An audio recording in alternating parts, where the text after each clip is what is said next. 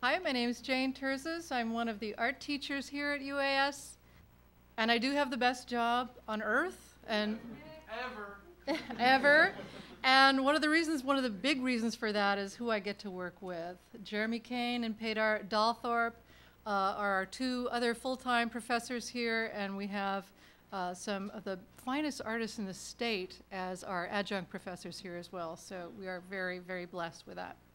And our newest addition is Pedar Dalthorpe, and he comes to us from Anchorage.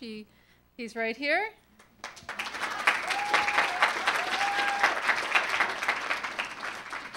Pedar is great. He is teaching a mind-blowing array of different kind of things. He's teaching three-dimensional design and sculpture and printmaking, and a new course for us next semester, career development for the artist. And he has his MFA from the University of Ohio. And Jeremy Kane, my partner in crime, with whom we keep this art program clicking and evolving and developing as we hope it always will be. And Jeremy has his BFA from University of Alaska Fairbanks, his MFA from the Ohio University, and he is our professor of ceramics. And he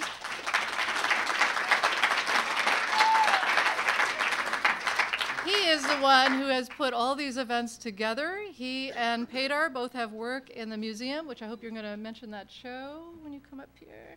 And the student show right now, if you haven't seen it yet, is fabulous. It's in the Lake Room. So thank you, Jeremy. Well, it's good to see some familiar faces out here. How are you guys doing tonight? Awesome. Well, I've got some really good, even more familiar faces here in the front row. A couple people from Fairbanks, Alaska, and old colleagues and artist buddies. Real honor to have them in town, and honored to be working with Jane. Thank you very much for the introduction. And Pedar, welcome to the team. And I just want to say how glad I am to be here at UAS. That's my alma mater, it's still part of the family, so I'm allowed to say that. I still do that. It's not because I don't like Juneau. So I wore this hat so you'd recognize me, not to be impolite up here tonight. So anyhow, I'd like to introduce some good buddies of mine. We put on a show at the State Museum, and I thought it'd be pretty good, pretty nice to show a lot of friends and colleagues from Alaska that I've been working with for a while. So I chose 10 ceramic artists from Alaska, traditional and non-traditional. I also chose 10 people from the lower 48 that were colleagues from the Ohio University that I went to, and also the Archie Bray in Montana. And these are people that are mentors, colleagues, and irritants. Oh, sorry, Ted. The first person that's going to be talking to you guys tonight was a great influence of mine in graduate school. Does a lot of wonderful wood-fired ceramic work and vessels, and his name is Ted Adler. He teaches in Wichita at the university there, and yeah, what a good guy. Give him a hand here.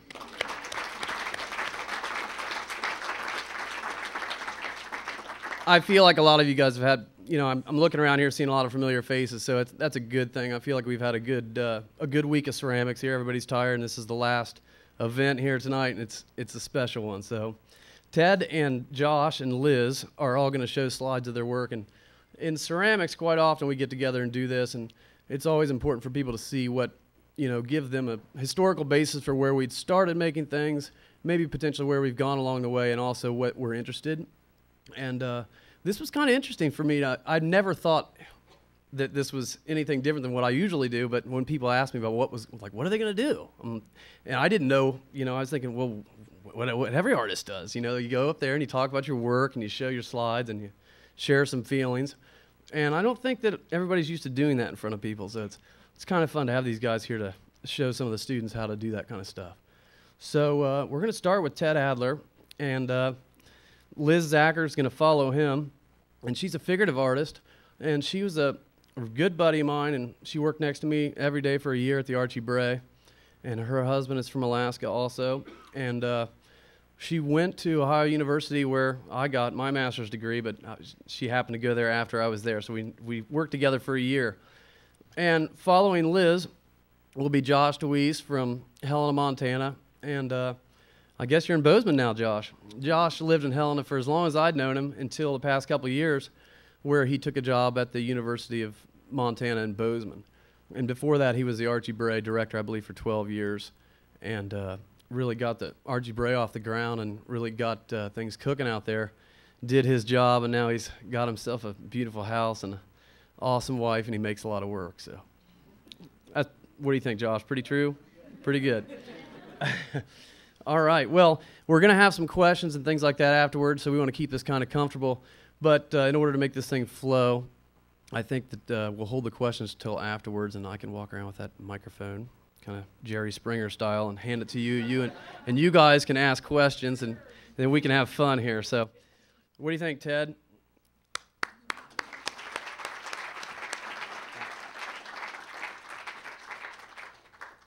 I see a lot of familiar faces. Thank you guys for coming out again tonight. You've hung with us.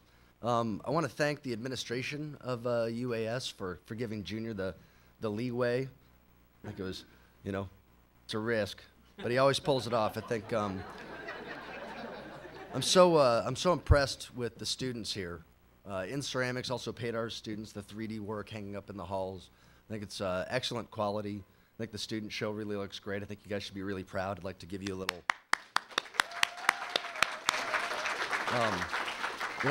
good things come in small packages, I guess is the way it would go. I'd like to thank Jeremy very much for having me up. It's a real pleasure and a privilege to be working with Josh and Liz this closely, and to have you guys. It's an unusual thing. I mean, it may feel normal for you guys, but to see the same faces every day, to see you guys come with us and sort of be part of this experience, it's really nice to see. I'm getting choked up. Really nice to see that level of investment, that level of interest, that level of desire for learning. It's really makes it a privilege for me. So thank you very much.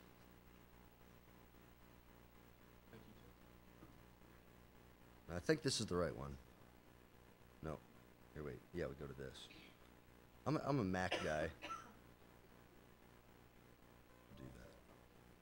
No. How do I get back? Well, I'll tell you about Josh's pots. There we go. But we got to get up.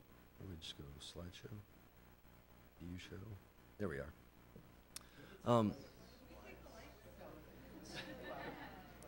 They're on it. They're on it. And thanks for the tech support. You guys are great. Doing a great job.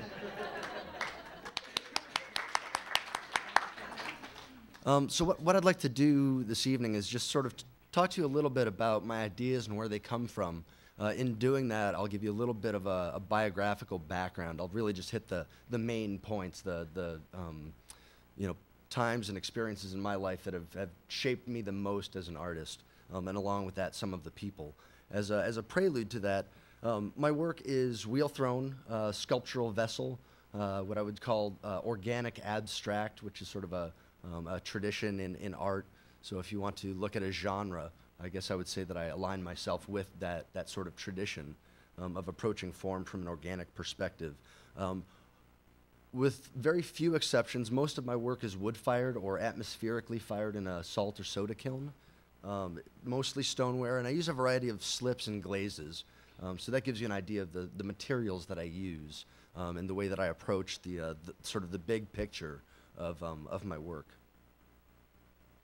Where that all started for me was in college. I got my bachelor's degree at Lewis and Clark College in Portland. So I'm no stranger to all this rain out here, and this, it's 3 in the afternoon, but it feels like 10 a.m. on a Sunday morning. I had a strong interest in Southeast Asian ceramics. My professor, Ken Shores, was a collector and a dealer of imported art, and he had a great library. So he would come out and do his demos, and he'd show us how to make mugs. And then he'd go back to his office and do his thing. They didn't have email then, so I don't know what he did. I go back and I check my Facebook, keep up on what my students are doing.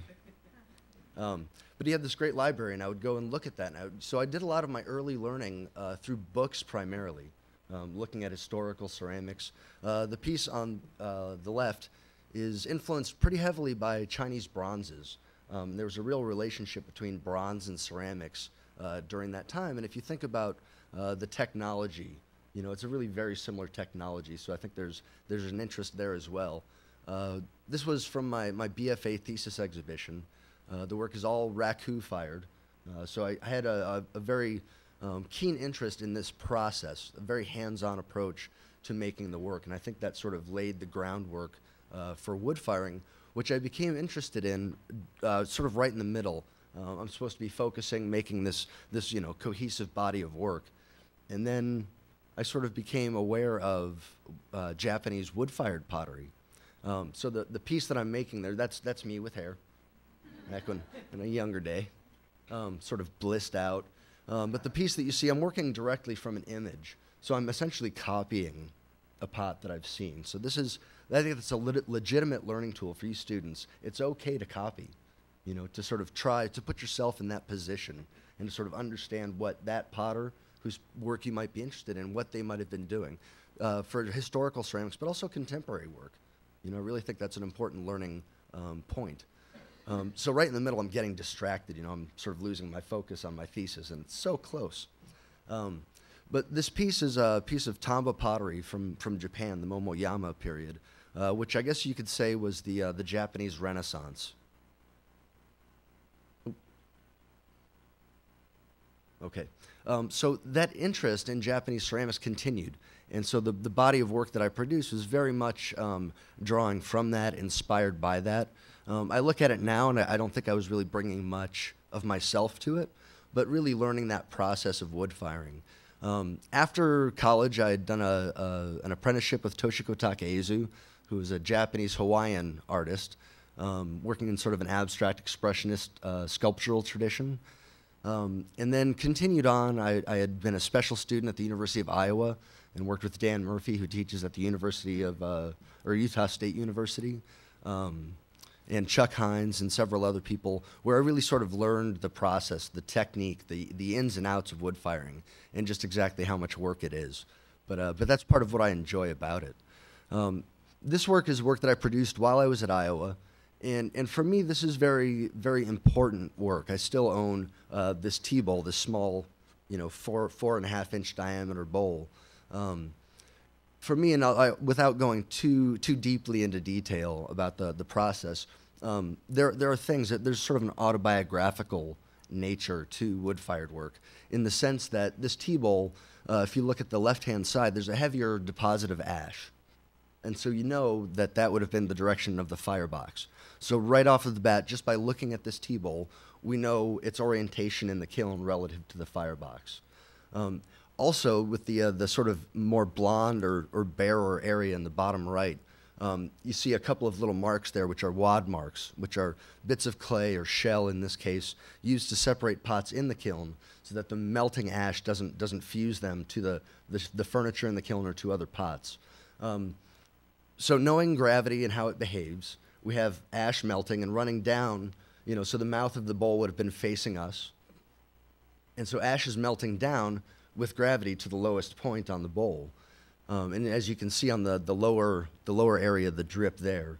But what you also see is this curve in this drip. And so, you know, as I'm learning, you know, how to load things in the kiln to maximize the effects, you know, create, you know, specific areas of interest, what happened was this tea bowl fell back on its foot, right, during the firing. And so gravity taking hold takes this, what would otherwise be a horizontal drip, and brings it down. When this bowl came out, I sort of was getting familiar, but I really had a keen sense of what happens in a kiln because of this tea bowl, that it told me this story, that there was information written on its surface, really, that it could tell me the story of what happened to it outside of my presence, without my direct intervention into that process. So I made very specific choices, and yet there's another part of this process that I had much more to learn about how to not control. And that becomes a very, very interesting, sort of a mentally stimulating part of the process beyond what the pot actually looks like. Later on, with lots of luck and Josh's good graces, I was a resident for almost 2 years at the Archie Brave Foundation. The way I got there, I just want to throw in an aside for the students here. I showed up for a workshop based on some advice that someone had given me, which was go out there, see as much as you can, meet as many people as you can, do as much as you can. And based on that advice, I spent my last $400 on a workshop. It's okay, you can live out of your car. It's okay. Which is sort of what I was doing at the time. And so I did a workshop at the Archie Bray Foundation with Torbjorn Kvasbo. It was a wood fire workshop where we fired this kiln that you see in the bottom right. This kiln was built by Dean Adams, and it's still one of the best kilns I've ever fired. It's 6 feet tall and 6 feet wide. So it's a pretty enormous, you can walk into it. It's a walk-in kiln. So I'd taken this workshop and had a really life-altering experience, meeting other people, sort of this new environment. A place like the Archie Bray Foundation, it's really singular. So you guys have a wonderful community here, but a community that's built entirely around a specific interest in ceramics. In such a beautiful place. It's changed a little bit, but you see the beehive kilns, the sense of history. And while I was there, I got to work with people like Steve Godfrey, who teaches up at University of Alaska, Anchorage, wherever. Sorry, Jim. We're a big family. That's right. And working, his standards for his own work. Julia Galloway, who had such a work ethic, working with Josh and Dean Adams. All I can say is that, the only way that I've ever gotten better is to be around people, to put myself into an environment where everyone's better than I am. It's one thing, it's great to feel good about being sort of the best, maybe in your class or in your community, whatever, but it's so much better when you're not the best, because then you really got to get your butt in gear. And that's where learning happens, I think. So I took this workshop, and then I just didn't leave. I like to call it, I just did what I call the nod from Josh. Yeah, I remember that. It's what I call the blue worm, right? Where you take your blue sleeping bag and you unroll it right in front of their door, right? And you get in there and you just lay there, right? And then eventually they're going to get tired of stepping over you, right? And they're going to go, all right, come on in. Here's some work, do something, right? And so what I did was I stacked rocks for the rock gardens there. I tarred the roof, just about anything. I was Josh's boy for a while. Do this. No, okay, here, now do that. No, you did it wrong. Do it again. But it allowed me to maintain this contact, to develop this relationship with Josh over time. And then I eventually did leave. I had to because I was broke. But I kept in touch, called him every once in a while. And then through good fortune and timing, there was a vacancy available. And so I was able to go to the Archie Bray Foundation and have probably what is the single most life-changing experience as a professional. This was a major point in my career because it allowed me time to work with other professionals and really push these things that I had learned and sort of engage myself in a very specific way. And this was really sort of my first experience as a professional. So what do you do after school? Well, you do a lot of things until you get lucky, and then you're doing it, right? So while I was there, I'm a pretty big jazz fan, mostly bebop. I don't go for that Kenny G stuff, none of that. Fusion's okay, but really the bebop. So we have, on the left, we have, who are those people? Miles Davis and Charlie Parker, right? And Thelonious Monk, I forget the fellow's name who's looking at him like he's crazy, but he's doing that because Thelonious Monk was crazy. But particularly Thelonious Monk, his way of working with music, if you see how he's holding his hands there, most piano players, and this is a little bit about technique, and I think about this crossover, if it's true for music or for some other discipline, then shouldn't it also be true for ceramics? So thinking about technique, piano players also think about technique, but most of them play with their fingers arched, right, for the dexterity of it. He played flat-fingered, and he would sort of hold his hands askew or sort of not parallel to the keys. So he would hit odd notes. And what he was really doing was looking for a 13th note. And so and Charlie Parker and Miles Davis, playing 16ths, which is very fast for music. It's, the virtuosity of that. Sort of taking really basic components, 12 notes, as Junior well knows. And you can bend them and you have flats and sharps, but essentially 12 basic components from which all else is put together with nuance, and meaning and emotion infused into that. So thinking about that and thinking, I want to do with ceramics what those guys are doing. And I think that's really great because you can't make it look like what they do, right? So what is it? What is the approach? Really looking at these interdisciplinary approaches and trying to bring that in. And then, of course, everything is sort of still melded and fused with this interest in Japanese historical ceramics. So in a sense, the surface of the clay became a canvas, right, for the sort of spontaneous effects of the wood kiln. Really basic elements, sort of breaking things down. Again, what are the basic elements? In pottery design, you can essentially break any form down into 3 major components, which are the cylinder, the sphere, and the cone. Right? So if you think about, say the piece in the top right being a truncated cone, give or take, with some softness added, some inflection, or the piece on the bottom left being a cylinder with a hemisphere on top of it. That was my approach to formal design at that point, and then allowing these events happen in the wood kiln to maximize that. Now, by events, I mean events. Not always desirable, right? We don't always want this to happen. Junior definitely doesn't want this to happen. But at such intense temperatures, wood kilns can achieve in excess of 2,500 degrees Fahrenheit. That's it hurts your eyes to look in there. It's like looking into the sun. And when that happens, there's an alchemy that occurs that's very different. I'm not saying it's the only way to go or the best way to go. But it's different. And there's really no other way that I know of to achieve these kinds of surfaces. These sort of silver ash and all of the variables, clay body, atmosphere, wood type. These little polka dots that you see there are crystal growths, which are dependent on the rate of cooling. And so these are the sorts of surfaces that really intrigue me. They're a little bit beyond the norm. They're surprising. They're a little bit shocking, I think, in some ways. Which goes back to my early interest in Japanese ceramics, that it was coming from a different tradition, or looking more at Chinese ceramics, which is very much about rigor and precision, to this very loosey-goosey sort of approach to form, and how radically different an aesthetic that is. And so really wanting to sort of maximize that in my own work, to take it beyond and sort of maybe add to that a little bit. I then went to Ohio University for graduate school, where I worked with Joe Bova, Chuck McQueenie, and Brad Schwieger.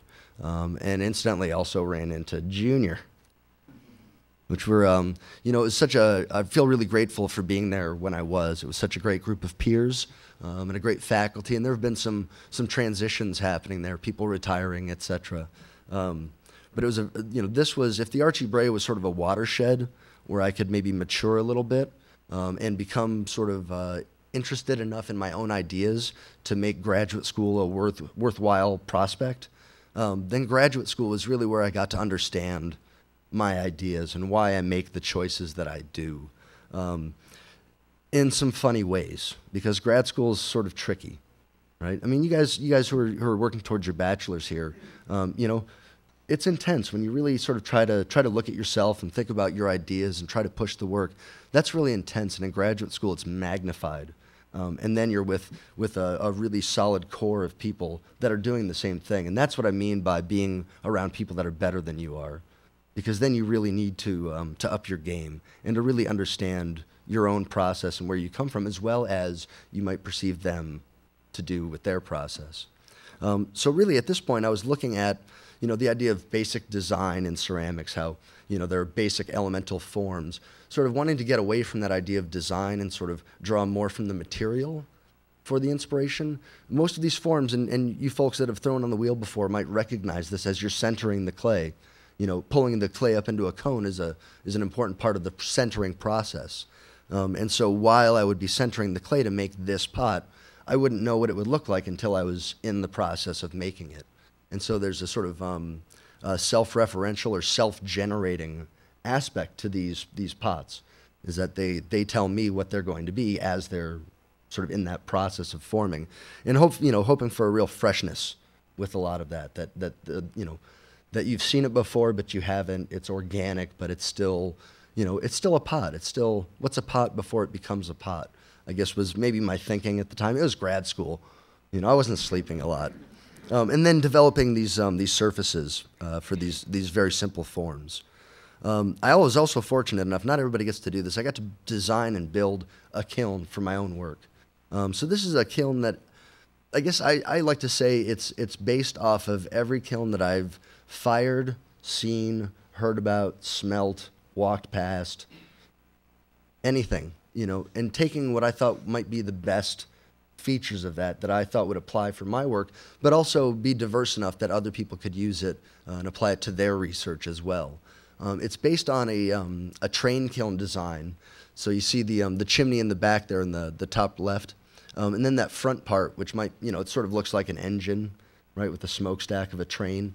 And then it has this side door. Many of them many kilns of this design have a lid that opens up off of the top, which is also what we have at Wichita State University now. So this is a fairly good-sized kiln. Some modifications. The design was originally developed by John Neely at Utah State University, and it's a very effective research tool. A lot of wood firings tend to take 5, 7, 9 days. And with the train kiln, because of its efficient design, 36 hours and you've got things that look like they've been fired for a week, which is great when you have very compressed time frames to work and to fire, and not a lot of people that want to cut all that wood with you, right? So, being able to develop the tool that was specific to my needs, really, it was one thing to learn, sort of the generalities of such a tool as a wood kiln, but to really design specifically what I wanted from a kiln allowed me to really start to understand, okay, now I've got everything I need. Now I just need to come up with ideas about what to fire in this thing. And that's really when my work started to change. This is a very simplified version. I made some really god-awful pots. Trust me, Junior saw half of them, right?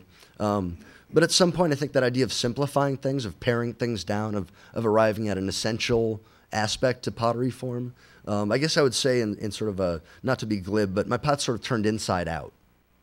And part of that was wanting to get away from some of the conversations that would happen, because no matter what I was thinking about, centering and how this thing formed, the question was always, well, what do you want to use it for? Or what would you put in it? And that was something that I wanted to get away from as a conversation, not because I don't think it's important, because that's where the idea comes from in general, is pottery and what pottery means, but to get away from the specifics of that kind of conversation so that we could talk about maybe more of its theoretical application, pottery as a theory. And discovering through this process that when things crack, that's okay.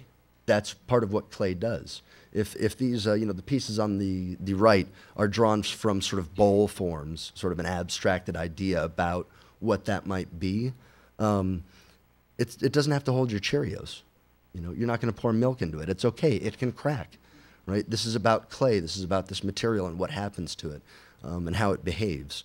At this point, the ideas were really revolving around why pots are important and how we relate to them. The way that we talk about pots. Pots have a lip, a neck, a shoulder, a belly, a foot, but sort of the vice versa of that is how we talk about ourselves. That in order for us to even think of a self, right, we need a place for that to be, which is your body. So the body as a vessel and how we think of that. And we've talked about this a little bit during the demos, but in order to even say I have a thought in my head, right, that's a very specific way of using language, metaphorically, to talk about your head as a vessel, right? If it weren't a vessel, you would say I have a thought on my head or next to my head, right? So when you think about it, we really can't think about ourselves or experience ourselves, maybe more precisely, without thinking of ourselves as vessels. If we did, we would have very different thoughts about what we are or how we operate. It's grad school. I feel like I've gotten lucky on a fairly regular basis. I think the harder I work, the luckier I get. I got a job right out of grad school, which doesn't always happen. But I worked with Jason Hess. I was the studio coordinator and technician at Northern Arizona University in Flagstaff, Arizona. And here you see Jason's trademark bottles and his explorations of form and surface, and sort of the extremity, the attenuated bottle form here that, you almost don't know where the stopper and the bottle sort of stop. It's like they're such an extension of each other, and then these marks from I think 2 or 3 different types of firings. You know, so Jason's a really consummate technician and call him a wood fire expert. I don't know if there is such a thing as mastery, but I'd say Jason's pretty close to that, if there is. Great facilities, energetic students. I think seven wood-fired kilns of various designs to choose from. So again, this was back to having an opportunity, one, to make a contribution again, to go from being a student and sort of absorbing and being a little bit more of a taker, which I think is a student's obligation to themselves. You know, take until you have and then give back. You know, I think is really an important idea. And you know, working as a studio technician, you have to be a giver, you know. So this was a really terrific experience. And I, again, you know, continuing that learning process, really wanting to push forms, right, to push surfaces, to really try to take my ideas to the next step. You know, what's after grad school? Okay, I've got these ideas. Once I've made my thesis work, and then now what? Now where does that go? Do I keep making the same thing? What happens once you have a good idea? You know, how does it grow? How does it develop? And so just trying to find ways of making that happen, exploring surface, what's possible, maybe getting a little more away from traditional surfaces in wood firing. So the piece in the top right, I've added pink stain. This is the first time that I started to develop glazes with a very different color palette from traditional wood firing or traditional pottery in general. So this is a pink stain that I've used to saturate this glaze. So it went from being a shiny glaze, there's so much stain in it that it's become matte. But the base glaze is just a kind of a run-of-the-mill shop chino, right? But chino glazes, if you guys know, you know, carbon trapping, where it's thinner it goes orange, where it's thicker it goes white. So it's very responsive to thickness of application, but also atmosphere. And so adding the stain preserves the qualities of the glaze, right? Which this is a fairly traditional glaze, but the palette is extended, you know, by using what's essentially, you know, contemporary industrial technology, you know, which is mason stains, pre-fired color. And then also, you know, needing to push the form a little farther. You know, how do you do that? Where do ideas come from? What does farther mean? You know, we don't exist in a vacuum. And I would say from a ceramics perspective, I would say that I come from a tradition of organic abstraction in ceramics through Ken Price, through Chris Guston, but from a contemporary art perspective, in a larger sense, I think my work, my ideas at least, connect to Anish Kapoor, who you see on the left there, top and bottom, and Matthew Barney, who you see on the right, top and bottom.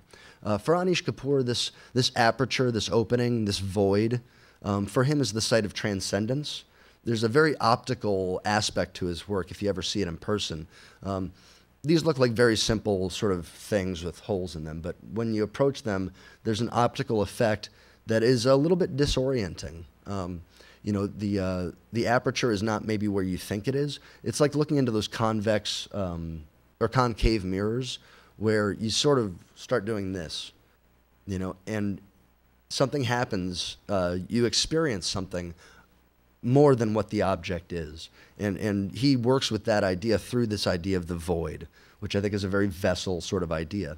And then Matthew Barney, his work really uses a biological model to talk about sort of art experiences or development, growth, you know, the way that our bodies mature and our glands that secrete hormones, and how we go from being sort of immature or really undistinguished, you know, say in developing in the womb, to sort of acquiring a gendered sex, right? You know, everybody starts off kind of the same. And so he uses that to talk about sort of becoming an artist or gaining strength as an artist. Lots of his work relates to the act of making artwork as a physical feat. So he does things that he calls drawing restraints. And they've varied a lot, and now it's become this sort of film, which I think he's gotten away from that idea a little bit, but he's entitled to. It's his work. He can do whatever he wants.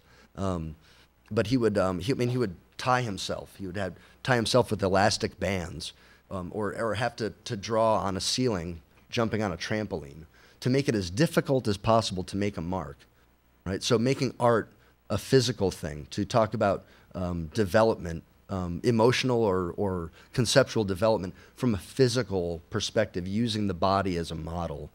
And so I feel like, I sort of maybe want to cross over into that territory a little bit as an artist myself. This is an exhibition. Now, I could do a whole lecture just on this exhibition because I really packed a lot into it. Its title is Consanguinity, 3 Degrees. Consanguinity being the quality of being of or related by blood. So thinking about relationships, degrees of separation, degrees of relation, also degrees of elevation. So working in this space, I really wanted to not just have work that was on a pedestal, but to engage the architecture, to work on the floor, to work on the wall, to sort of really explore some of these ideas that I've been having. So this was in 2004, I believe. Each aspect, each component has a significance. The pieces on the pedestal, sort of thinking of those as existing in the same space that we do. The vessel as a body, the pot as a person, sort of this is a real object in real space on a pedestal. And then these pieces on the wall sort of becoming a little more detached from that. Anytime you put something on a wall, there's an inherent relationship to imagery, where you become, you develop this figure-ground relationship almost instantly. And anytime you see ceramics on a wall, it's usually in the form of a platter, right, which becomes a canvas, which is a very different thing. I'm not saying that there's anything wrong with it, but it's really not as ceramic as I wanted it to be, because it starts to become drawing or painting, which Josh does well, but I do not. And so really wanting to understand, my work as an object, but to put it in this other context. And so even doing that, they don't sit flat against the wall. They cast shadows that become very, very important to the imagery. But so these things are sort of floating in a non-space where the wall sort of is invisible. That's why we paint things white in a gallery. We try to think it's invisible. And so then there are these objects that are related to these real space objects. But they're really more ideas. They're detached. They float.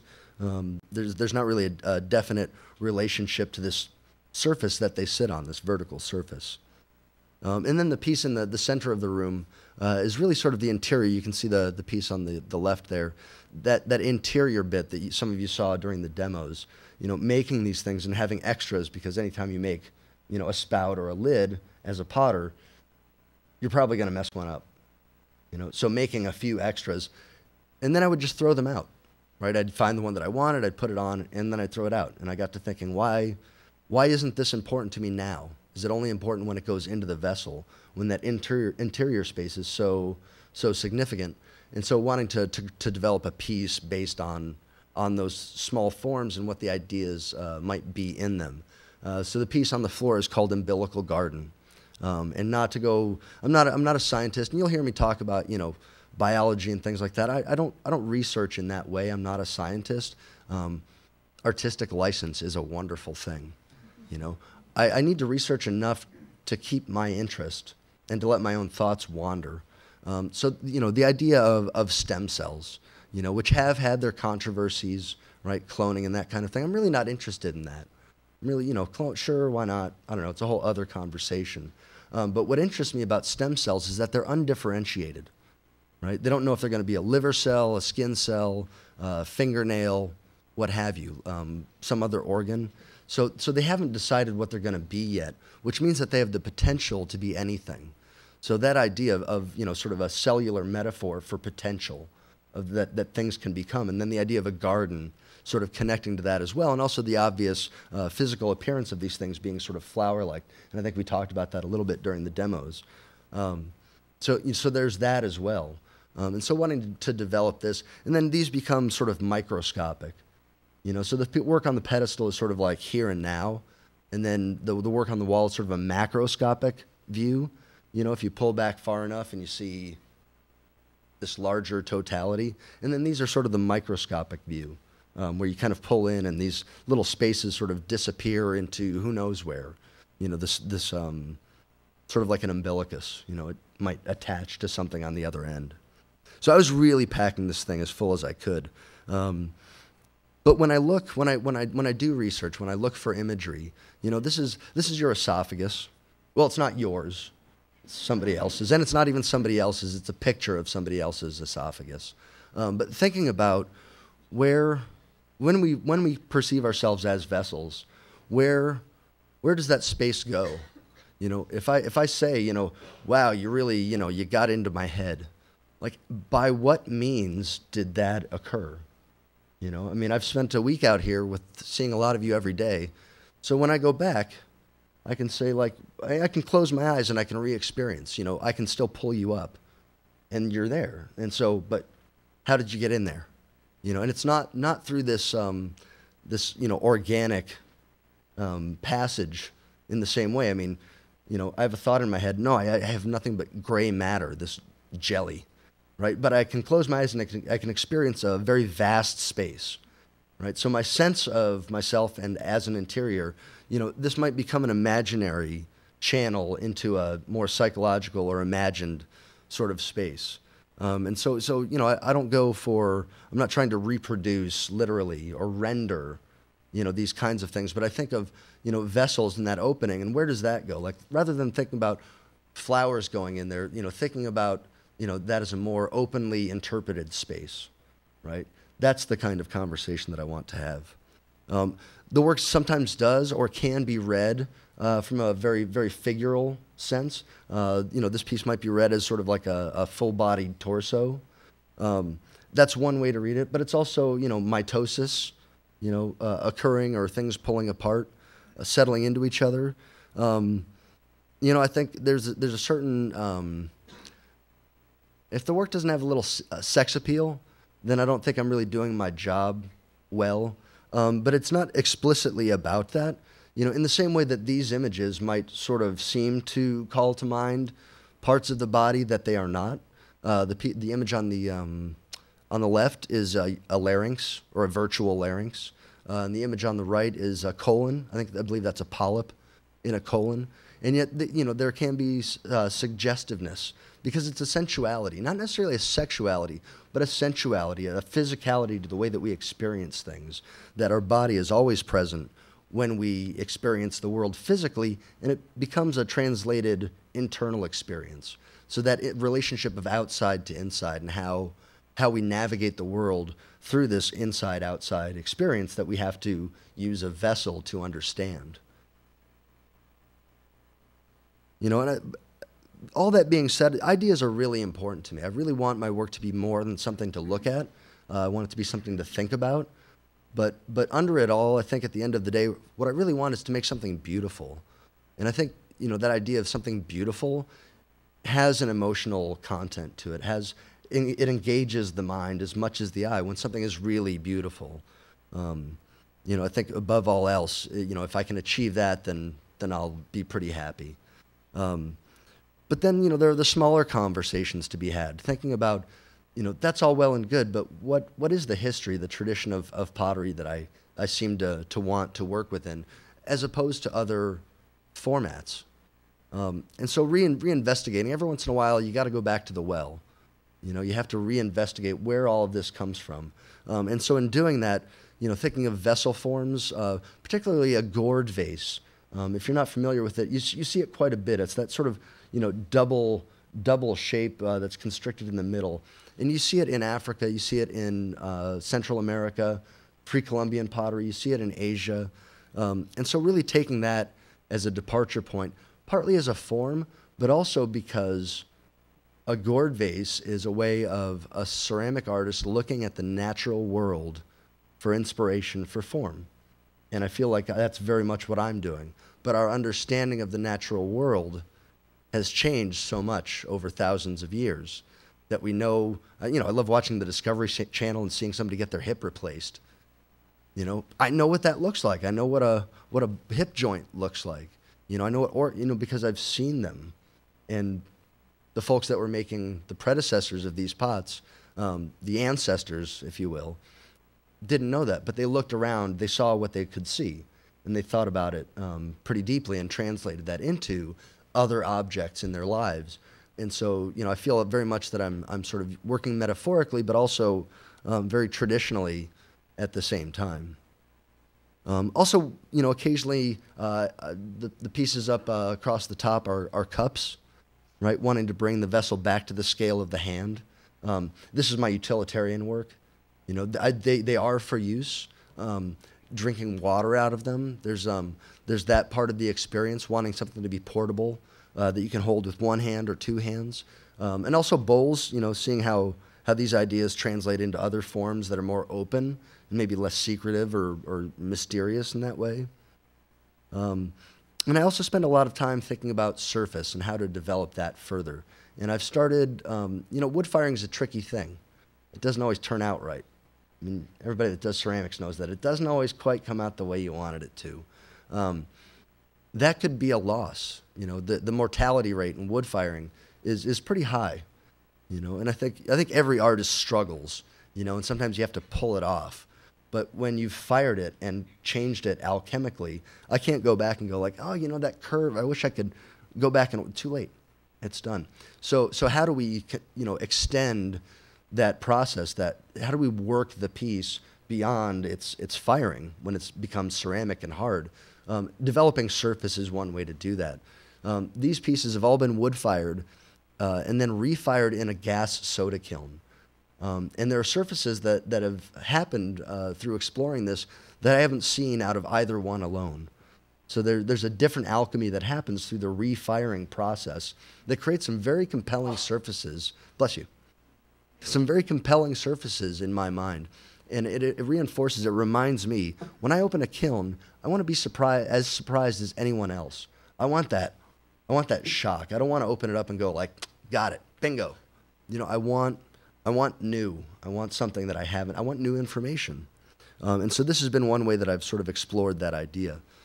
These are the facilities at Wichita State University. We have a train kiln, catenary arch wood soda, electric kilns, downdraft salt and soda kilns. It's a good-sized program. We're expanding the facilities every day. I would say at this point, you know, students and I have access to at least every kind of firing that you can think of, really. You know, if we want to do raku, we can do raku. If we want to wood fire, we can wood fire. And I think that's really important. You know, with that idea of exploring processes and finding the processes or combination of processes that allow your ideas to happen best. And so in my 4th year at Wichita State University, you know, continuing to want to develop, you know, forms and processes, I would say I'm sort of working on the smaller ideas now. The large ideas are still sort of evolving, but at a much slower rate.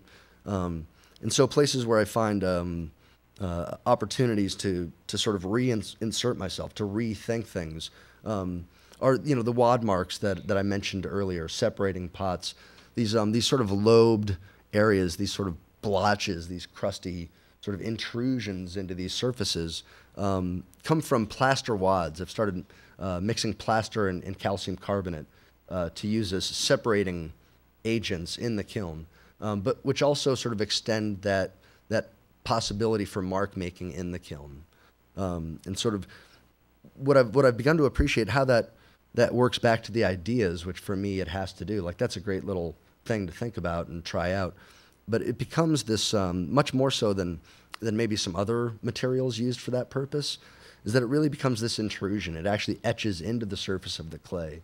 That there's this sensuousness, this continuity, and then there's this abrupt, you know, contradictory, crusty mark out of nowhere. That there's an interruption there, and I think that's become really sort of important to that idea of how we think about our bodies. That it's never really quite as our bodies don't work as smoothly as we like to think. You know, there's always going to be a hitch. You know, and it might just be, you know, sneezing, right? Like, you know, I mean, that was a really good sneeze, but I mean a real, like a sneeze where you just go like, oh no. It happens, you know, it's an interruption to our idea of ourselves as being sort of cool and, you know, like that. I also like to, I call them sort of holidays or forays into other areas, thinking about, you know, other objects or other types of objects that my ideas might sort of find purchase. You know, I would for me this is decorative. You know, that it's kind of frilly, but it's still kind of dealing with some of those body issues. You know, I'll make 3 or 4 of these, and then, you know, that's all I've made of these so far. But I keep looking at them. I keep them, and I keep going back and looking at them and thinking, you know, where one day, you know, I'll figure out where that goes. You know, also, you know, how do I work this idea out without the vessel? You know, can we talk about the body without using the vessel metaphor? You know, is that possible? Does that work? Is that interesting to me? So these are wall objects, and I think of them as sort of surrogates for bodies. You know, that there's a sense that they are bodies, but at the same time they're still objects, and so we relate to them as bodies, you know, the way we relate to ourselves, and yet they're not. And, you know, pushing color, you know, really wanting to see, this is refired, I think, twice in a soda kiln, out of the wood kiln with a yellow mason stain in the Chino glaze. But you can see the duality, the front to back, you know, that this object, this thing which is obviously a vase, but it's also sort of a body, you know, we can read it that way, has these very, very distinctly different identities, these different natures, ways that we read them and understand the information on there in the surface. And this is a particularly interesting example to me. You know, the idea of you know, the contradictory nature, right? That there's wetness and there's dryness. There's this. See if there it is. You know, this clear translucent drip that's come down from all of this. And then directly opposite is this opaque sort of mustardy yellow drip, and that they exist side by side simultaneously. That, you know, with all of this wetness happening here, there's this intrusion that, you know, it's you have to read it as both. It's wet and it's dry. You know, it's fluid and it's encrusted. And when we do that, I think there's something that happens in how we understand an object. This piece also is I don't need every piece to do these things, but this piece really underscores, for me, it reiterates to me what I want from these, which is to say well, you can only sort of see it just off of the screen a little bit. You see where the drip starts.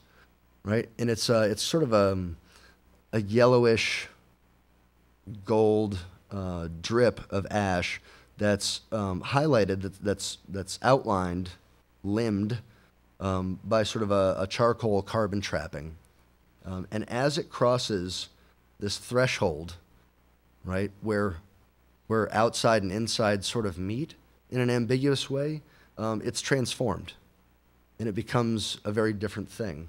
And then you can see sort of in here, if you see the yellow, you know, the parallel yellow and green lines, you know, it's almost reversed. It's like a negative of itself before it enters that point. And then as it comes out, it changes yet again and becomes more of a translucent green that culminates in this drip that's, you know, in the proximity of these crusty sorts of things. So for me, that really clearly illustrates, from my mind, because I have to remind myself. Sometimes I forget, and then a pot comes out, and it's like, that's what I mean. You know, I love that. You know, pots tell you things. And again, you know, looking for, if the idea is good, if it's interesting, does it apply in other ways? You know, must it be vessel? Must it be sculpture? So exploring installation and how that might be a forum for me to engage my ideas. And again, it's back to that push-pull of two-dimensionality.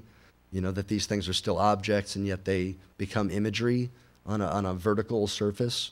This piece on the right is called trope. That's the idea of like heliotropism, sunflowers, right? That follow, they change, they bend towards or away from something. In that case, the sun, or it's also, I think, is things. Any paleontologists? Right, fossil remains. There's a trophy that happens, not a trophy, but you know, things bend as sinews and tendons tighten, and the idea of, you know, our minds bending towards or away from something, you know, that sort of idea. Again, using biological or botanical, in this case, ideas to sort of explore how we think of ideas or how our minds work. It really is a mode of thinking. And then this is some recent work. This piece is called Threshold. And without, again, you know, as I keep saying, I won't go on too long about it, but I do, because I like to. This sort of straighter row here of small objects, these are all drips from the slip casting process. So these are cast-offs. This is detritus that I've collected from a ceramic process, which actually has an industrial origin. So I think there's an interesting play there, the idea of the handmade object, but using an industrial process. And then it's sort of not an important object in itself, that it's this stuff that you would throw out. But again, sort of wanting to have that interest and like, well, why isn't that important, right? If you pour slip into this mold, and then it takes a shell, and then you pour the rest of the slip out, and then you have the object, and the object is important, then what about all of the other slip? Or these other small objects that are made in that process, why would they not have any significance? Or how can we inject significance into them? And so there's some obvious relationships too, also to cells or microbes, things that I'm interested in other ways. So the horizontal line, which in this case is sort of the threshold, the point at which there's a change, those are spray painted. Right? And it's this really cool spray paint. You spray down this aluminum layer first. It's sort of a sparkly silver.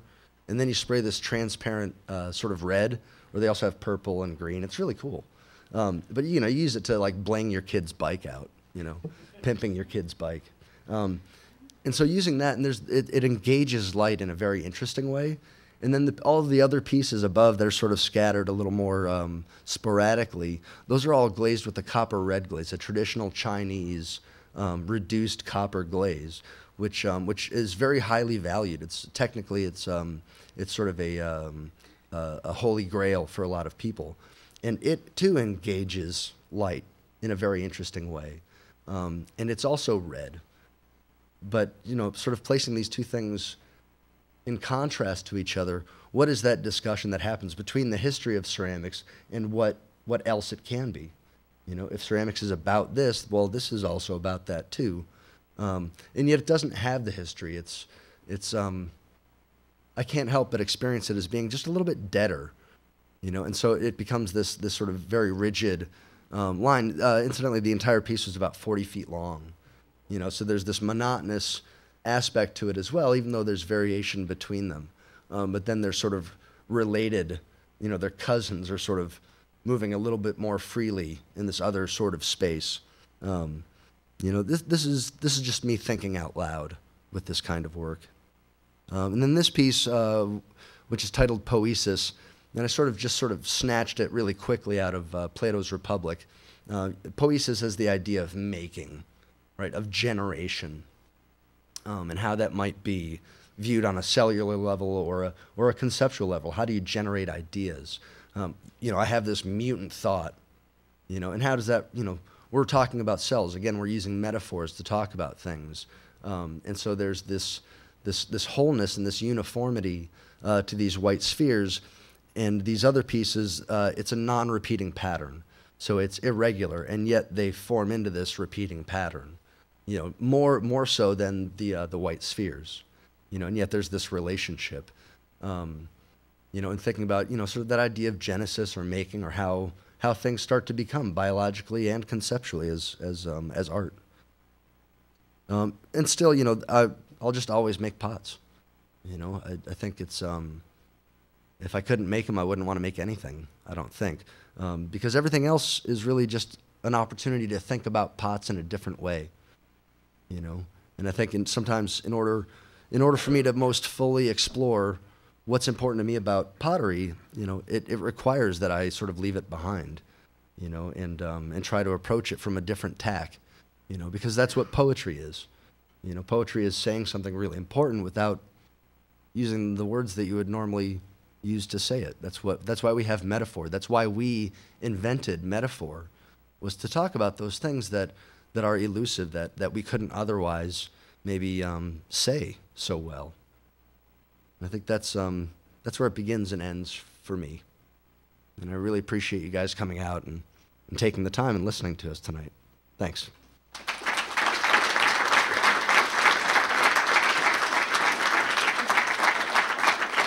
This is the piece in the show. Just want to include that. Thanks again, guys. Okay, well, I want to thank Jeremy again for putting such a great event on, and it's been great working with Ted and Josh and the students. I'm really impressed with your interest in what we're doing here, and thanks for everybody for coming. So I'm gonna just talk a bit about kind of where I come from and then how my work has evolved from that. Up here is an image. It's a silhouette of my grandfather, Ted Zacker, who he's a photographer, and he got the fortunate experience to go on a few sailing expeditions as their ship photographer to places like Egypt, where this sea captain, Irving Johnson, had gone out to sail up the Nile while they were moving this monolithic sculpture, the Abu Simbel, when they built the Aswan Dam on the Nile River. And to me, this is a really important premise because images are really important to my work, and growing up with images that my grandfather took of different cultures, and you know, and just the amount of like information that he had in his life and things that he saw was really important to me. And also, he was a little obsessive compulsive in terms of the things that he collected, and genetics has a funny way of handing these things down, and my parents were also collectors in a different vein. They actually met at a yard sale, and they, you know, they had this kind of hodgepodge of an antique store / Vermont souvenirs, and I was born in Bennington, Vermont, and this is kind of my playground for my, you know, younger years, and so I was surrounded by a lot of just odd objects, you know. And my dad, he was also an artist as well. Here he is, you know, possibly interested in my grandfather's trip to Egypt as well. But so there he is, and you know, doing some sand sculpture. He also built in snow. So this is the family in front of the dragon, and you know, I'm in the yellow coat. And okay, so here's another image of my grandfather's on the left, down when he was on another expedition with Irving Johnson to Pitcairn Island when they went to recover the anchor from the Bounty. And he'd gone and taken pictures of a lot of those native people. And it was at this point, actually, where I kind of rediscovered my grandfather's photographs that I was going to undergraduate school in Hartford, Connecticut. I started out as a psychology major, but very quickly got drawn to the arts. And in art history class, I was really interested in these African fetish objects, which is on the left over here, on the right. And you know, I was interested in how this like human figure was, in a way, a document of all these objects that are being collected and kind of make this history on the surface. And you know, just the way we decorate ourselves and how that's a very unique thing depending upon culture. And I'm just really intrigued by that at this point in my ceramics. So this foot on the left is kind of really my first endeavor into working with the human figure in a very kind of distorted and abstract way. The feet here are of a African messenger runner, and what's really fascinating to me is that the amount of experience that's been embedded on the surface of the flesh, and that was a very strong resource for me.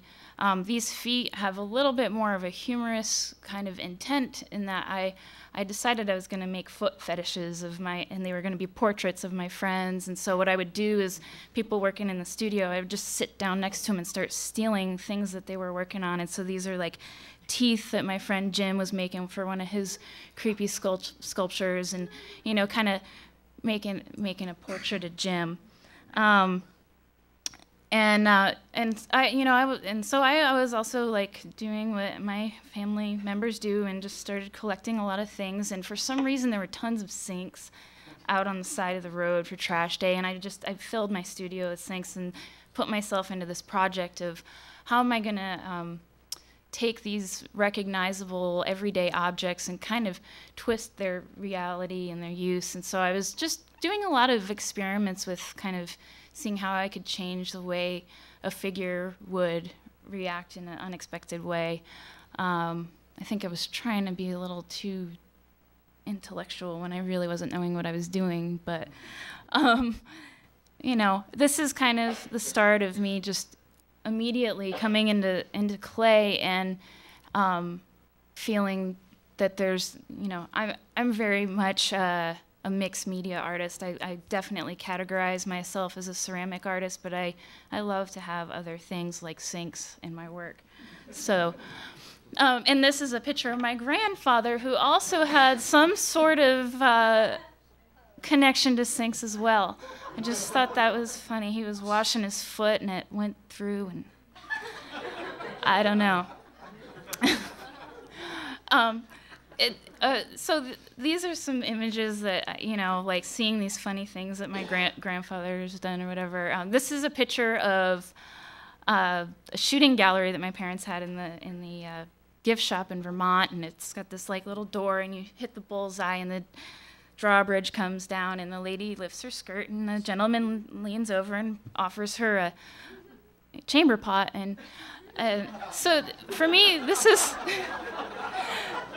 a really important piece for me because as a reference point, because it's this vignette of a really intimate interaction that is humorous, but at the same time there's this like vulnerability to it. And so this is going to forever be a very important object in terms of my development as an artist for many reasons. It's that like kind of voyeuristic kind of peeking in at seeing something that's maybe a private moment, like picking your toes or what. Anyways, just as a side note, because my work did change quite a bit in terms of how I approach the figure from undergrad to where I'm at now. At the time, I was very engaged by the surface being very fresh and active, and I would just use scraps and bits and like slam them into the ground and just pick up all the stuff that was around me to kind of document the textures of my surrounding, and then I would just use them and make these really weird, creepy people. I guess. So anyways, after I finished my undergraduate studies in Hartford, I was, blessed to be accepted in as a resident at the Archie Bray in Helena, Montana.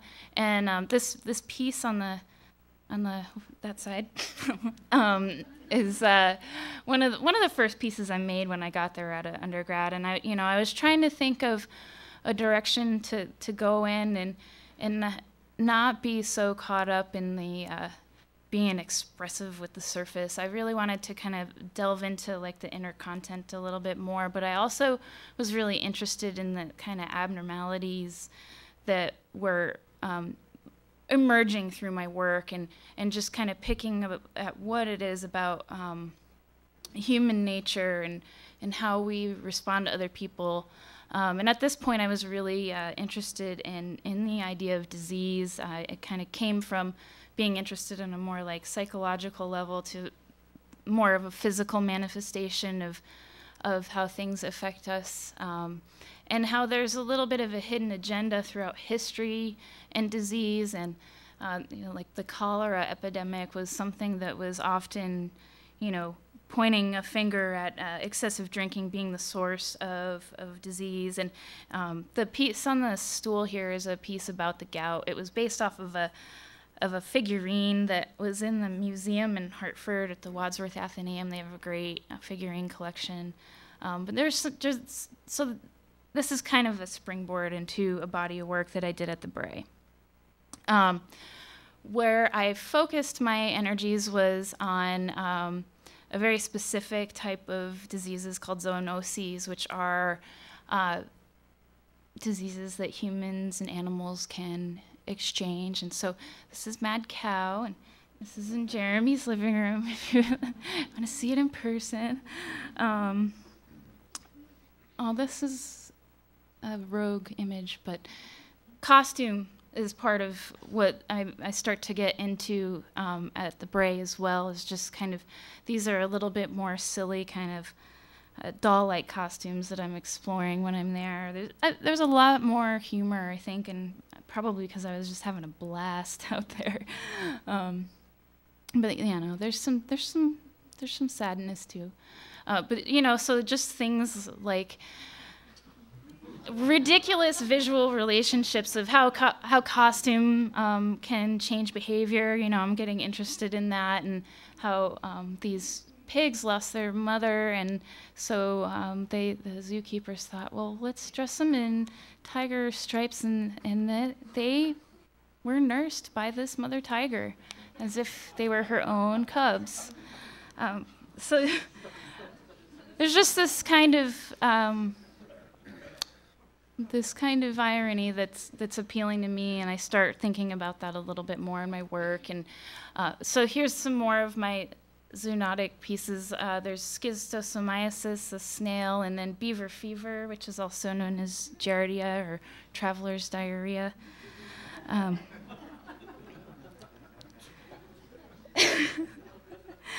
And then a couple more from that group. These all were, you know, doll size, about this. They were in a show in Missoula at the Clay Studio out there. I think I had about 17 of them.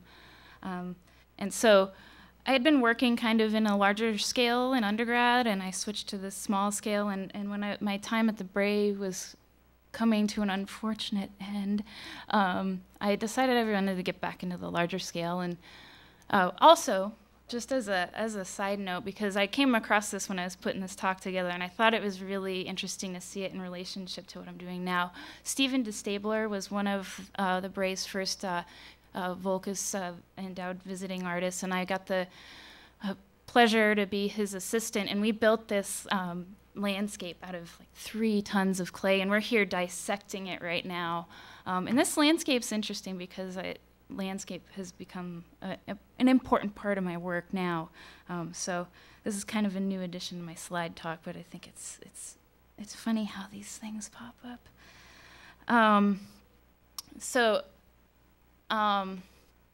This is a diorama from a natural history museum, and I'm going to blank on what it's titled. But what was really interesting when I started looking at natural history museums and trying to reference my work, a lot of them, they're based on, you know, providing us with knowledge, and yet this is so full of tension and drama. And so at this point, you know, with being fascinated with the idea of disease and science in my work, and, you know, having this kind of humor in it, but thinking about an academic institution such as the Natural History Museum, and how like something like this stands out to me versus, you know, just a kind of stiff, rigid taxidermied animal. That emotion and that drama becomes a really important part of me looking into images like this. You know, so this is a continuation of my zoonotic series on a life scale. This is Lyme's disease, and this is where I start to toy with really setting up a stage or a diorama, or so to speak, a place for my pieces to exist. And these are all from the farewell exhibition at the Bray, and this is wool sorter's disease, also known as anthrax. And SARS. Okay, so then I go to Ohio University, and the fight begins. yeah, grad school is a very, very challenging time. Coming into the program, I felt like I needed to make a departure, but it was also a tough one to let go of this fascination with disease. So I'm trying to bring in a little bit more theater into my work, but this still kind of relates to disease in a way. This is kind of if the plague were a boxing match. This is the costume of a plague doctor as an image of reference, and this rat is, the source, and this is supposed to be a flea, So I'm just maybe getting a little carried away. So, and the victim. It's kind of an embarrassing thing to look back at some of the stuff you do in grad school. Be prepared for good exercise and humility. That's. But these are really important for me to look back on. And I did a lot of things. I tried to really change what I was doing. After that piece, I kind of threw the ceramic figure out the window for a little while and was really interested in the language of dress. And I was looking at people like Alexander McQueen. And here's another example of, this is a cholera costume, and protect yourself. Just this kind of like ridiculous adornment and the language that it conveys. And so I'm looking at kind of a mash of these kind of historic illustrations of dress and more contemporary things, and kind of, there's a lot of this like surreal, dreamlike things that are happening that I'm interested in. And this is my little dabble in fashion design. This is a personal air recirculating device, and my friend Jim wore it for me, and he got into character. He made sure to eat lots of beans, and just to make sure it would work.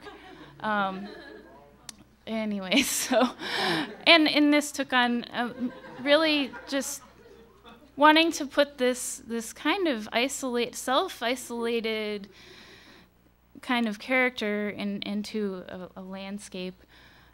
So I kind of dabbled in just kind of making these costumes and documenting them in different environments, and then making adaptations to the costumes, and having them on a person, and then what if I just displayed as object? And this is where the diorama starts to come back in with the backdrop. Halloween. Yeah, I'm still trying to figure out what to think about all of this. But I think that the thing that was really important during this exploration was, one, giving myself a chance to really explore working without the figure, and then realizing how important it was in my work and how much I missed it. And so I went back to it after this vein. But the other thing was that I was really interested in seeing images and trying to create these kind of ridiculous relationships. It's my friend George in a tree. There's some goats in a tree. And so just kind of taking these things from what we know around us as ourselves in our natural world, and trying to create something within a space that's unexpected. So even seeing things like this happening in a natural history museum display, where there's this piranha being eaten by butterflies, and just kind of this unexpected kind of tragedy and beauty all happening at the same time, danger and elegance. I'm looking at a lot of dioramas at this point from natural history museums all over the place, and the thing that I love about it is the reality and the artificiality of it all happening at once, and that this is like a vehicle for us to gain knowledge, but yet there's got to be a little bit of an agenda in how these things are put together. There's something about that these are very glorified and that you don't really see the ugly details of life necessarily. I mean, where's the shit and, you know, all of that. And so, you know, it's just believable enough, but then there's something that's not right, you know. So this is what I kind of start to poke at with my work for a little while. And the other thing about dioramas, this is a Japanese photographer, Hiroshi Sugimoto, and he takes black and white images of dioramas, and the thing that I find is really beautiful about his work is that he's taking this image that exists for us already to transport us to another place in time, and then he removes it even more through how he documents this image, and it becomes 2 dimensions. And so this is something that I'm trying to, you know, tackle with in my work at this point. You know, just kind of creating my own space. This is a piece called I'm Okay. That you know, speaks a little bit about this, you know, again, this kind of vulnerable, delicate moment. You know, there are things that are believable, but then there are things that are awry.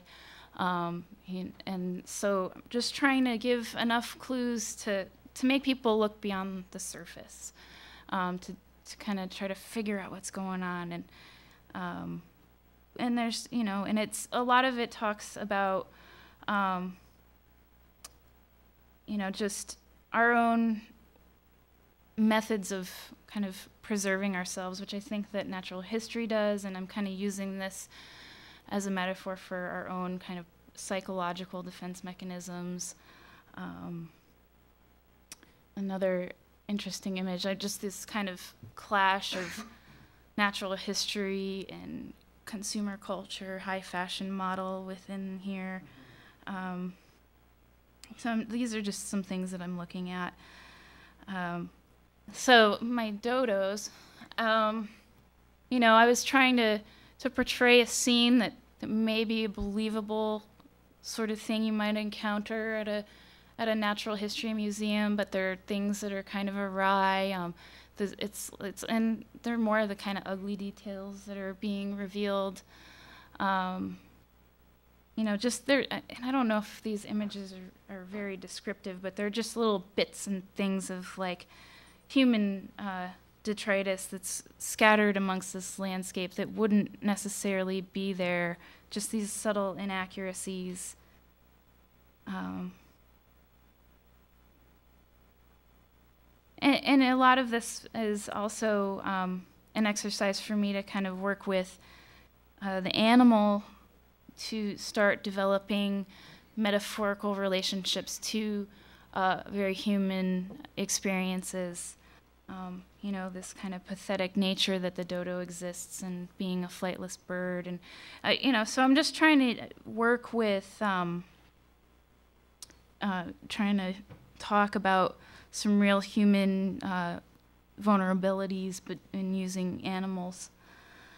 And yeah, I felt like I needed to get people back into it. I dabbled in a couple more kind of picking out very specific creatures to kind of use their defense mechanisms as a metaphor. These possums, and you know, their kind of ways in which they protect themselves, and these all seem like exercises for me to build up to something bigger. And you know, I'm still looking at the museum and going like, gosh, yeah, I gotta get the ocean just started really overtaking me and my thoughts, and how many parallels a lot of that imagery of not only just the water being a very good symbol for the subconscious mind, but also just the creatures within it being, you know, great examples of representing something that's unknown, that dangerous, part of something that we just still don't really know much about. So I'm starting to like use little bits of underwater imagery and trying to make them interact with my figures. Trying to work in background. Okay, so I'm having a little bit of a difficult time really articulating what this landscape is and its importance. And I have a quote here from Werner Herzog, who's one of my favorite directors, and I think he does it a lot better than I probably could. But he says, for me, a true landscape is not just a representation of a desert or a forest. It shows an inner state of mind, literally inner landscapes, and it is the human soul that is visible through the landscapes presented in his films. And just like, okay, that's what I'm trying to say. Thank you for being more eloquent. But so that, for me, is something that has been really important, is that the figures that I use, the animals that I use, they all are loaded with meaning in terms of being metaphors for something, but as a whole, they represent one thing in terms of really trying to latch on to this state of vulnerability. And so I take on a character like the jellyfish for several reasons. I think that, its relationship to its sense of buoyancy, its sense of agency, it's very nondescript. It's kind of ambiguous. They're kind of having to be swept up in this current and not really propel themselves. Although they can, they're pretty fragile. They're translucent. They're delicate, but they are also harmful. And so there's something about these aspects colliding that make them a very important character in the work that I have been making recently. Just looking at these really delicate images of these creatures that can, be hazardous and beautiful at the same time. And looking at pictures from reality, and we see images like this, such powerful images, and we are inundated with images, with the internet, and we see something, this is from reality, but it's so unreal at the same time. And I often really am fascinated by, having this and then this image to look at as well. And it's like, Photoshop is a wonderful thing. It's just, these are all things that I'm trying to achieve with my work, is to give enough of a sense of reality when you're confronting the work, but that there are these inaccuracies that drive, or I hope drive people to kind of look beneath the surface a little bit more. So this is my installation entitled With Brimming Eyes and Trembling Lips that I installed for my thesis exhibition at Ohio University. And there's dealing with the landscape. It was dealt with in a very much more atmospheric way, in using theatrical lighting and the shadows of the objects to create this depth. It was really important for me to create a sense of buoyancy and rootlessness with all of the characters, my figures, the jellyfish. So there were about 100 or so jellyfish of 4 figures that I'll show you. All life-size, falling, or in this state of in-between, getting ready to release or come down. And so just for some technical information, these are all built hollow and then fired, and I paint them with acrylics, and then they get all these adornments. They're like oversized mannequins for me in a way, but with a lot more emotional power. Wigs and things, clothing. There's giant squid.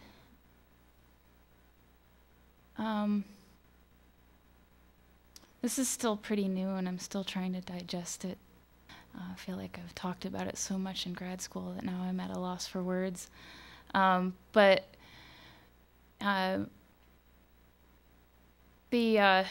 vulnerability, I think, was a very important thing to try to capture with this, just in not only the human figures, but also the animals.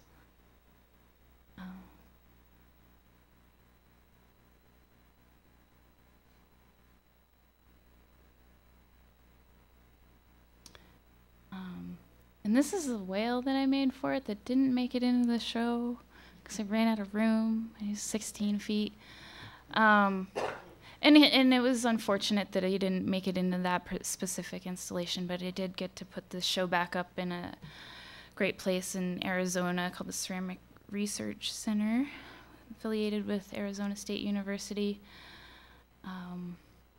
because that was kind of an important character in contrast to the squid.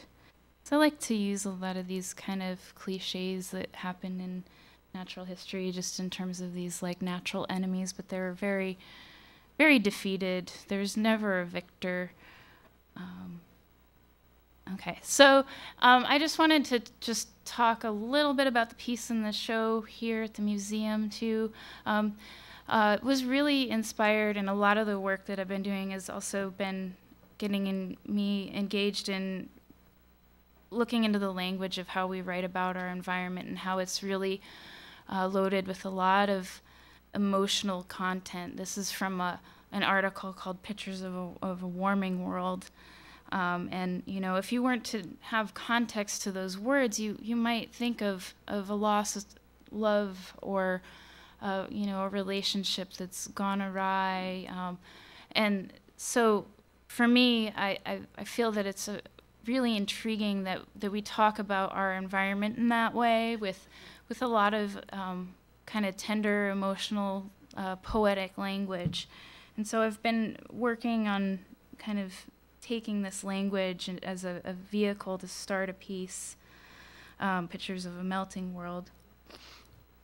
So, and the image on the base is basically the image that I showed you, but it's been fractured and reassembled, and this is kind of why I decided to put that image of me slicing up that huge mountain at that workshop, because you know, it was something that just became a connection of a past experience that I had forgotten about, that I think really did have a big impression on me. And so, just some details of the piece.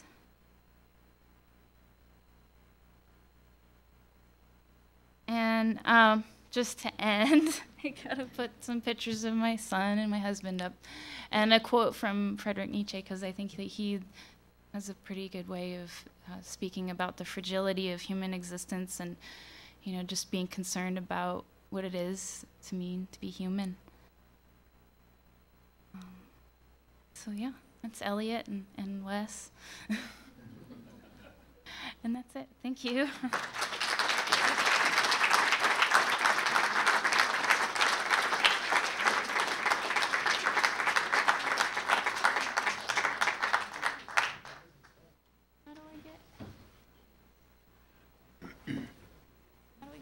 Up here, you know, window. There you go. I think so.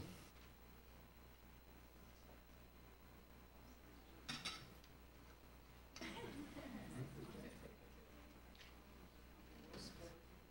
think if you just go up under slideshow, it'll bring you down.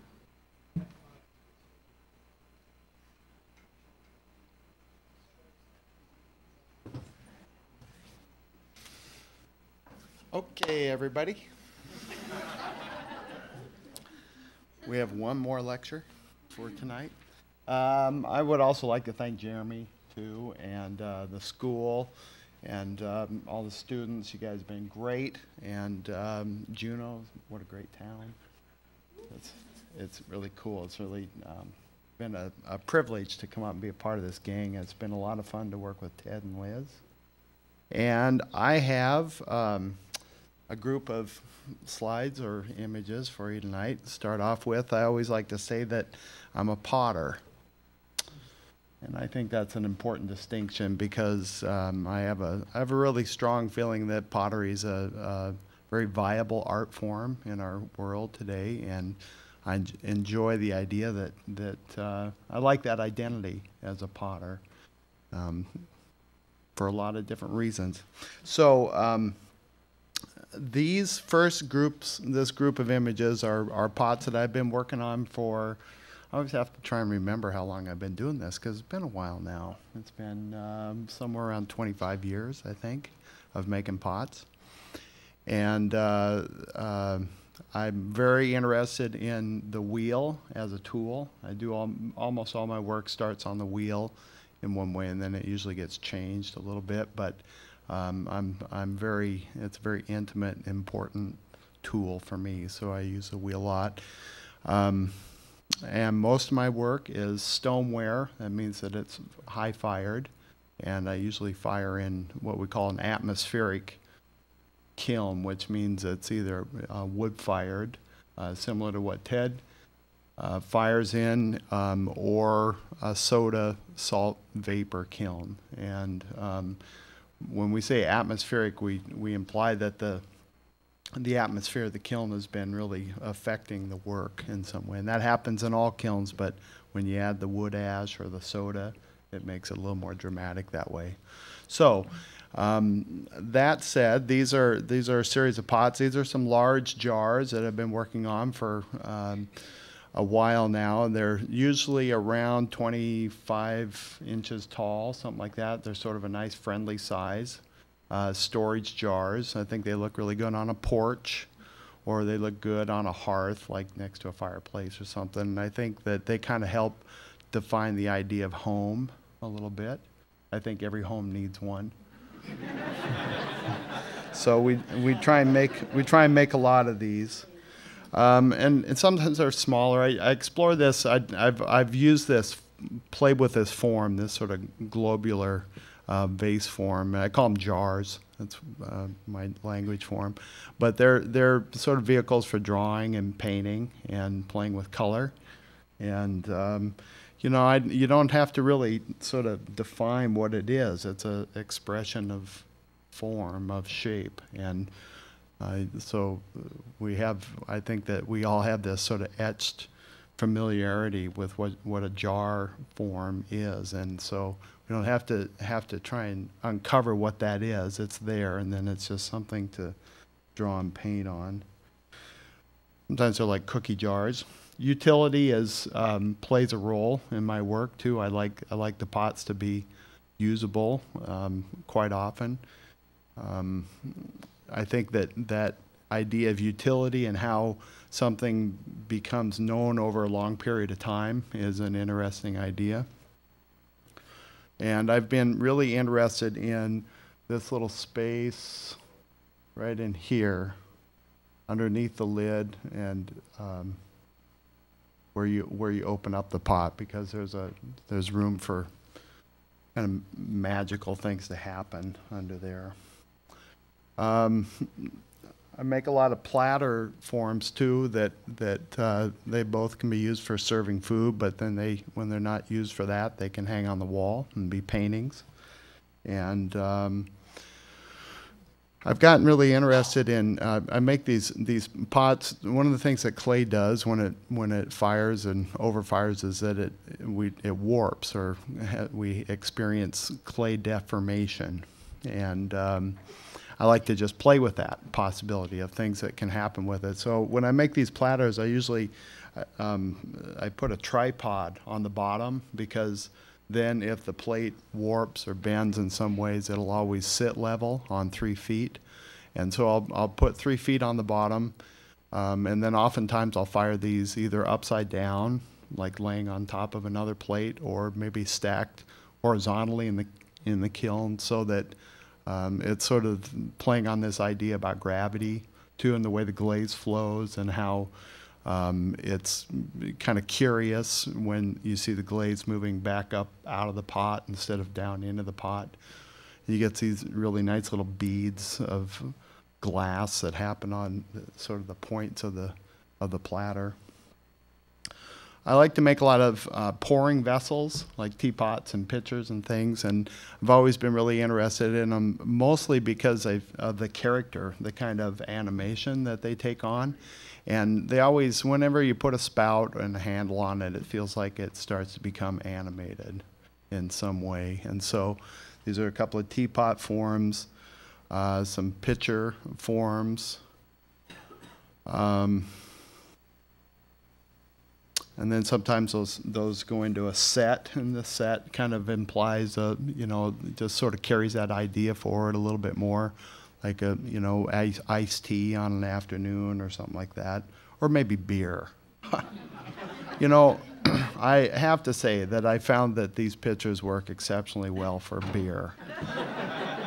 Through very intense research at the Archie Bray Foundation, which is an important institute. We did vast research on how the beer would live inside the round part of the pitcher, and then that spout would pour out just the clear beer and leave all the foam back inside the pitcher. So we discovered that they did work actually quite well, and we enjoyed it while we were pouring it. So, yeah, it worked well. So I also make I call these liquor sets. And they're just a ewer, a ewer with some cups, but it's sort of about that idea of taking time to have a moment with your friends and enjoy a libation of something, or maybe, a sip of juice. I don't care what you want, but it's about taking time and conversation, really. And these are some little oil and vinegar sets. And again, I think that spouted, the pouring vessel, it's like they really become little characters. Little goofballs floating down the river here. This is another pot that I've been into recently that is a basket form that I've been playing with, and I like to make handles on pots, and these are sort of like handles gone wild here. And I couldn't really figure out what these things are about until Rosie, my wife Rosie, planted amaryllis in one of them. It was like, wow, this like explosion of fireworks over the top of the basket handle. It worked out really nice. So that's what they're for. I'm an avid fan of the cup. I make cups all the time because I think that as a potter, cups are probably our most successful form and I say that because people really use cups. I think that they experience pottery the way it's supposed to be experienced, with a hand, put their mouth on it. They live with it in a certain kind of casual, intimate way that it really becomes like a friend. And if you have a cup that like your favorite cup, and you break it, God, you're crushed. It's like you feel like you really lost an old friend. So I'm really interested in that connection that people develop with a handmade object like that. Some little liquor cups. And then I make a lot of these tumbler forms too that are tall, narrow drinking glasses, and people use them for vases too sometimes. But I'm really, I like the way they feel in my hand. And when you're firing a kiln with friends, you always, what you hear out of the kiln is, give me something tall and skinny. And so like you could have 1 billion of these and they get into every kiln. You always need things that are tall and skinny. We have mountains in Montana too, okay? So I grew up in this canyon at south of Bozeman. It's called Cottonwood Canyon. It was a beautiful place to grow up. And I grew up in a household of artists. Both my parents were painters, and they had a lot of interesting students and friends as artists who were coming over all the time. We had art everywhere, and we had a lot of pottery. And we used pottery on a daily basis. I always thought that everybody used pots like that. They should, but they usually don't. But I thought everybody did. But it just so happened that we were fortunate to have these great pots by artists that, as I got into ceramics and started looking back on the pots I was surrounded by as a kid, I was really kind of amazed. Up on the top left is a casserole by David Shaner, who's a potter from Montana, who is a really important hero of mine and important person in our field, and this was a casserole we served. We had dinner out of it all the time, and then on the bottom left is a casserole by Frances Senska, who was a potter at Montana State University, where I am now, and she was Peter Volkas's first ceramic teacher, and that's when his pot's on the right here. And so as I got interested in ceramics, I sort of discovered how intimate this connection had been with my family, because my father he taught painting in Bozeman, and when he came to Bozeman in 1949, his two first students were Pete Volkas and Rudy Audio, who were sort of they were the pillars of this whole field that I became involved with. So having that kind of connection through my family was really kind of a wonderful thing. And as I learned about it over my education, it became even more wonderful. So that was pretty cool. So anyway, these were pots that I lived with when I was growing up, and I always felt like they were sort of my early teachers. That was really a neat thing. I got involved in ceramics in Bozeman, and then I ended up going to school down at the Kansas City Art Institute down in Kansas City, Missouri, and studied with this guy, Kim Ferguson. And this was Kim when he was a director at the Archie Bray Foundation in the 1950s.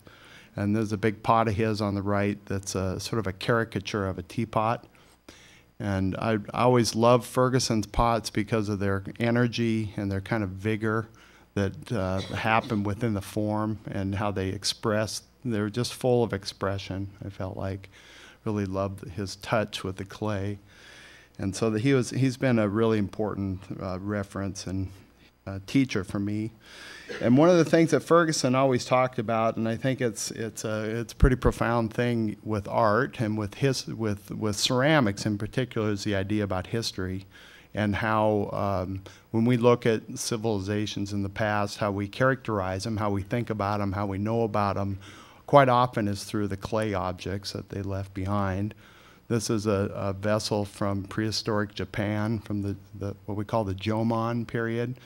And these pots were, this is like 5,000 years plus, 5,000 about years old.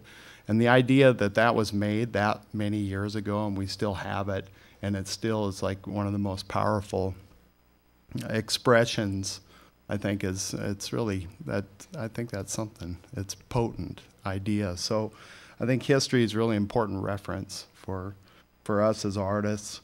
One of the things I do with my students at MSU is I have them look at a historic vessel and copy it. And they have to really learn about that pot, that culture, and then they have to make it really big.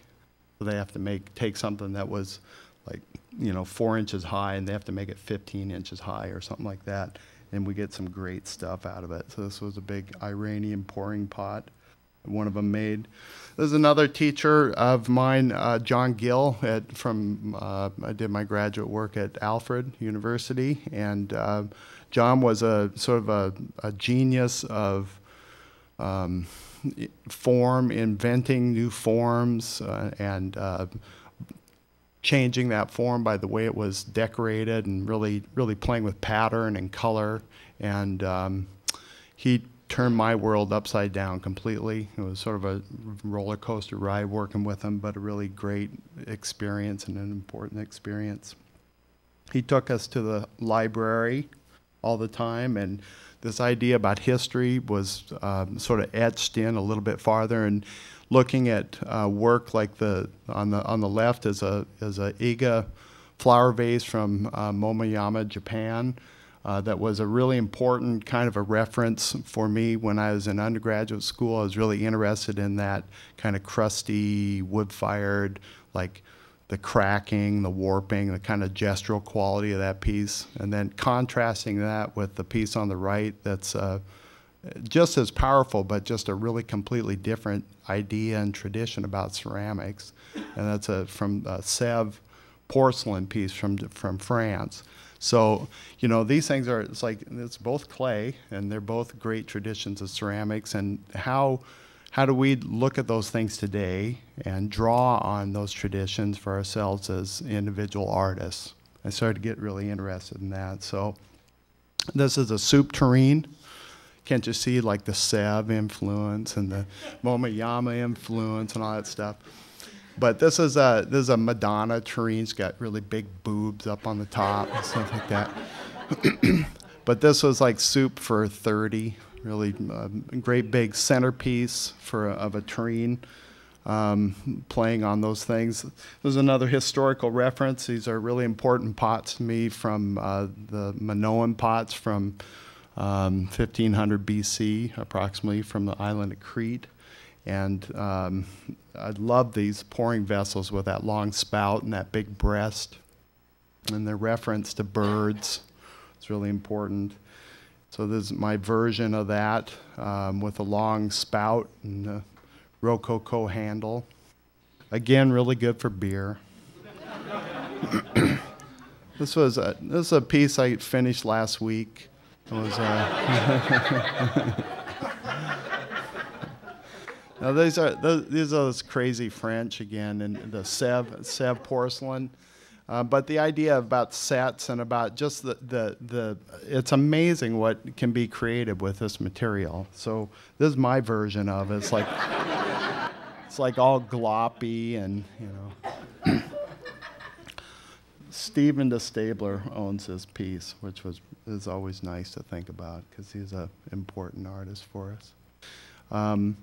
There's another thing about history, too, that sort of my own personal history with is a famous photograph from the Archie Bray Foundation in 1952 with Soetsu Yanagi, Bernard Leach, young Rudy Audio, and Peter Volkas, and Shoji Hamada. And this was in the 50s when Leach, Hamada, and Yanagi were touring the United States, and they came and spent time at the Archie Bray Foundation with young Volkas and Audio, and that visit had a pretty big impact on our field.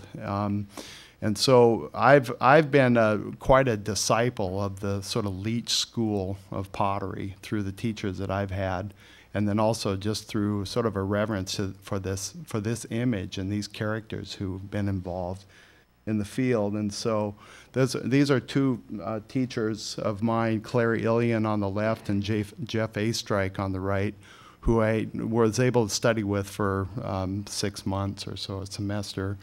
At Kansas City and Alfred, and they were apprentices of Leach's in England, and so sort of that thinking about pottery and the sort of structure that was involved with making utilitarian pots, I felt like I got quite a bit of that through these guys from the Leach school. So they were important teachers for me. The other thing I've become more interested in is this idea about the jar form and the tradition of jars, large jars that have been made throughout the world.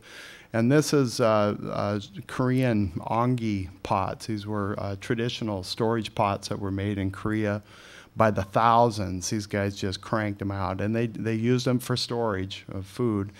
And they're brown beyond belief, but they had this sense of volume that was really spectacular, really beautiful pots. And this is a contemporary ongi potter from Japan, or from Korea, excuse me, named Kang-hyo Lee, and really inspiring artist for me. I just love his pots and the sort of sense of volume, and then also his slip work on the pots is really spectacular, I think. So I had the fortune of going to Korea a few years ago and was able to work with Kang-hyo a little bit on some things, and then we had him at the Archie Bray Foundation for a period of time. Really great artist. This is another guy in Italy that was inspiring to see. He was a potter named Mario Marinini, who is from Imprenta, Italy, which is very near Florence, and they had a tradition of earthenware pots that were made there, that were all made by hand. This was a huge, big vessel that was going to be right in the center of a piazza somewhere in Italy. It was a big, glorious pot. But the pot's stationary, and he's walking backwards around it to essentially throw it. And the thing was just dead on even. It was pretty amazing skill that was happening there. He had forearms about this big. This guy is really something. So these are just some versions of that jar form that fairly recent versions. This was a pot that was fired laying over on its side, and so it got that drip action to start happening. And that's a kind of a fun glaze. It's a lot of manganese and copper, and it's kind of a Las Vegas thing, I think, because it goes really flashy bronze like that. And then sometimes they have lids, so they're storage jars more.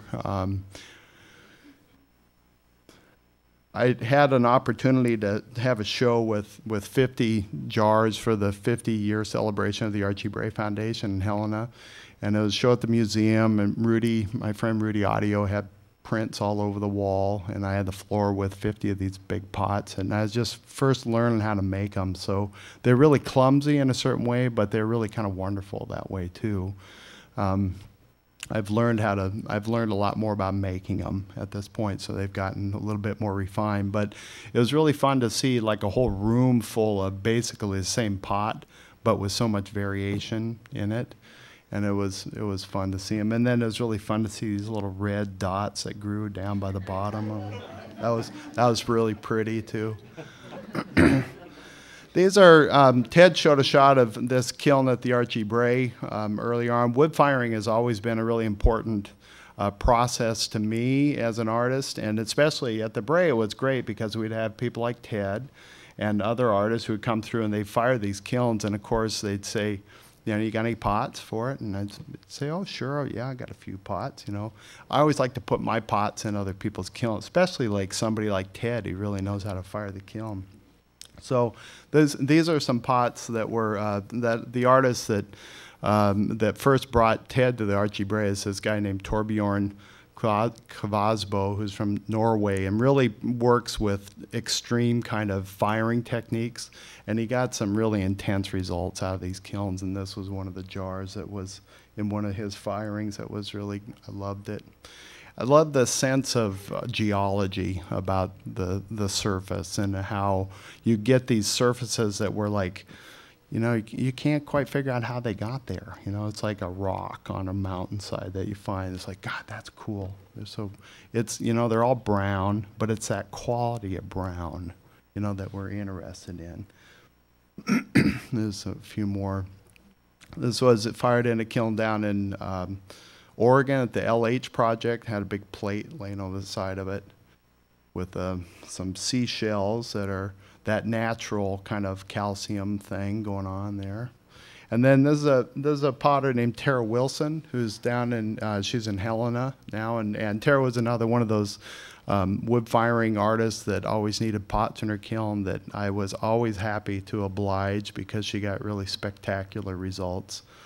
These are pots that were fired in the train kiln at the Bray of Tara's, and there's no glaze on there. It's all just natural glazing from the kiln. There's a big jar with a Shino glaze and lots of richness from, I think this might have been in a kiln that Ted fired. I think. I can't remember. It was one that got torched pretty seriously. It's a good one, yeah. And then, you know, I like it when there's this kind of drama going on the surface. Like this pot was firing and the shelves broke in the kiln. And not that one that Ted showed, but a different kind. Funny how that happened to us quite a bit. But the pot was firing vertically, and then all of a sudden it was horizontal. And so the glaze is doing one thing, and then it changes in the middle of the firing. And it does make it really dramatic that way. You can see a pot that was stuck to it right down here too. Nice thing about the bigger ones is that the little ones you just break them off, and it's okay.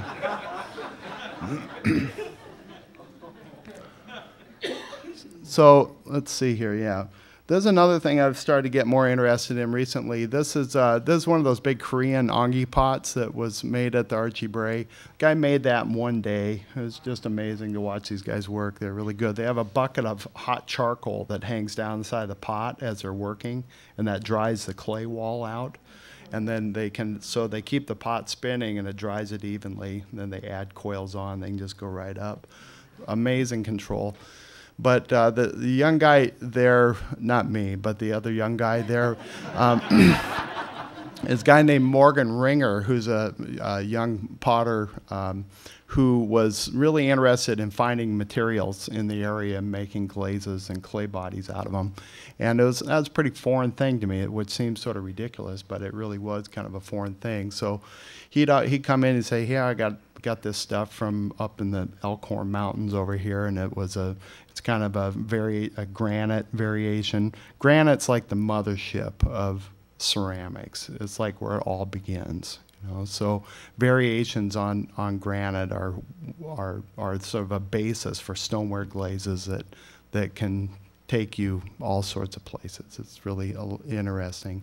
But this was a glaze that was mostly all this diorite granite, and when it fired, it was gorgeous. It had this streaking kind of hare's fur.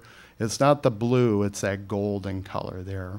But I got really interested, and this glaze really turned me on to that idea about your, finding materials in your area and harvesting them. And the thing about them is that when the glaze is made up from a particular stone, it's so utterly unique.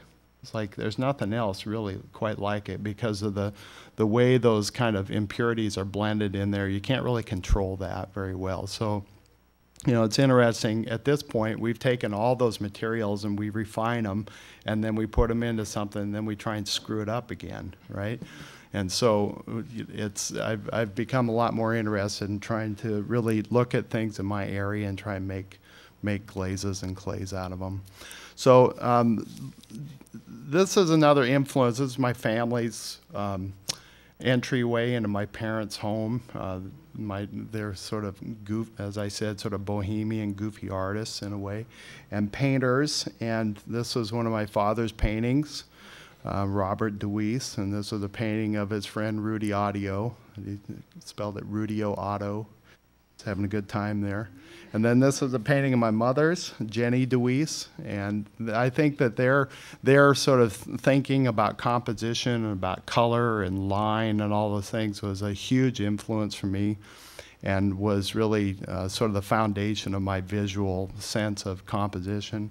I've been really interested in painting quite a bit more on my pots in recent times, so I've been playing with drawing quite a bit on the pots. And I'm really sort of interested in sketching, and trying to record what I see in front of me. And so oftentimes that's my studio full of pots. So it's a lot of pots on the pots. And then these are some little slab pieces. They're about 16 inches square. They were just sort of doodles, but then paintings, and then playing with firing those vertically so that the gravity and the glaze dripping has something to do with it. And that little, up on the top, this little squiggle right up here, that's right, where is it, right in here? That's a Liz Zacker piece that was sitting in my studio. This is a Volcus platter, and Pete was a really strong influence for me as well, and just the quality of the wet line, the drawing quality that he was able to achieve, I think, was pretty incredible. And so thinking about really wet clay and how you can draw on wet clay and the line quality that happens from that is something I like to play with. This is a de Kooning painting. He was also a really strong influence for me, Willem de Kooning. This was an old painting. The action painters from the 50s were really inspiring for me just because of that sense of, I love the idea that things weren't ever quite finished. They were always evolving and still like full of possibility, and they're full of change, and that idea of that just pure sort of visual information that is always kind of evolving. So I really love de Kooning as an influence, as another big painting his. Love that splash and drip of color. And this is another slab piece with, looked like martini glasses, I always thought. And some more platters with line drawings. I think that for me, the drawings, I like them best when they sort of disappear from what they are and they become something else, where that line really dips in and out of that surface. And in the workshop, we talked a little bit about this idea of layers of imagery that happen on the pot, or layers of information. That's not necessarily imagery, but information. So just the wet clay is one layer, and then slip might be another layer, and then that line drawing becomes another layer, and they kind of all build up. And this is another one. This one got put on a cover of a book. That was pretty cool. I gave it to my sister, and then I got to give her the book too. That was good. And, you know, I think part of what I love about the bigger jars, too, is that opportunity for painting in the round, too, of really having something where you're moving all the way around it. And, you know, I kind of want you to really be curious about what's on the other side of that pot, too. And this is my old friend at the Archie Bray. This was a kiln that was built by Mackenzie Smith and Jeanette Rakowski in 1994. And I was there every time this kiln was fired, like well over 100 times.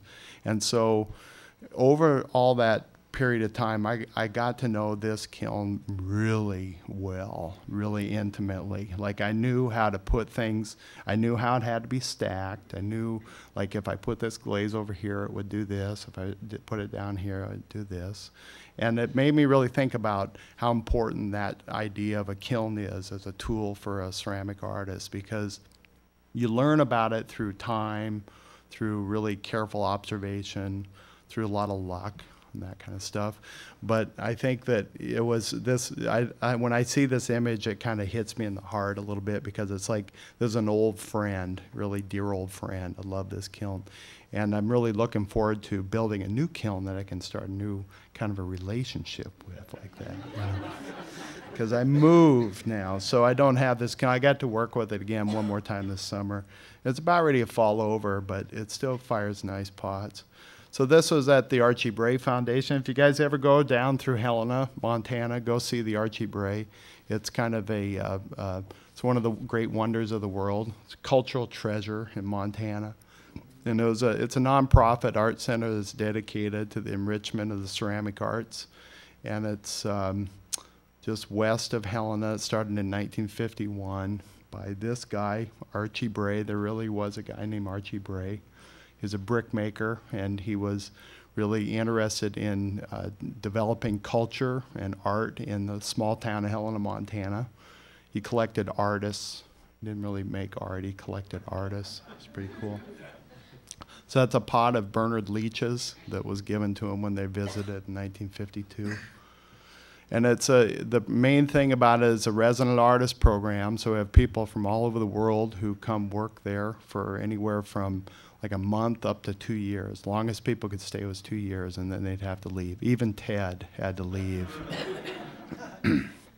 But there's a guy named Kurt Webb who's working there one summer, and it's nice when people are working there because they're all at different points in their career, but they're all really passionate about their art and about ceramics.